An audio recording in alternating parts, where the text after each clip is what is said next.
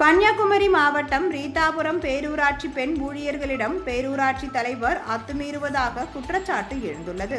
கன்னியாகுமரி மாவட்டம் ரீதாபுரம் பேரூராட்சி தலைவராக இருந்து வருபவர் காங்கிரஸ் கட்சியை சேர்ந்த எட்வின் ஜோஸ். இவர் பேரூராட்சியில் பணியாற்றும் பெண் ஊழியர்களிடம் அத்துமீறி நடந்து கொள்வதாக தொடர்ந்து குற்றச்சாட்டுகள் எழுந்தன. இந்நிலையில் திமுக கவுன்சிலர் ஜெயசங்கர் என்பவர் இது தொடர்பான சிசிடிவி ஆதாரங்களுடன் மாவட்ட ஆட்சியரிடம் புகார் அளித்தார்.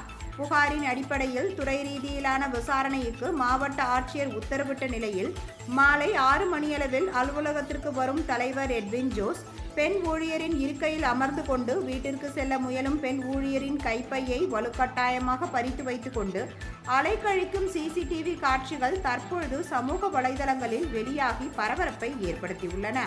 இது குறித்து பேரூராட்சி தலைவர் எட்வின் ஜோஸிடம் கேட்டபோது அரசியல் காழ்ப்புணர்ச்சியால் இதுபோன்ற புகார்கள் வருவதாகவும் ஆட்சியரின் விசாரணைக்கு ஒத்துழைக்கப் போவதாகவும் தெரிவித்தார்.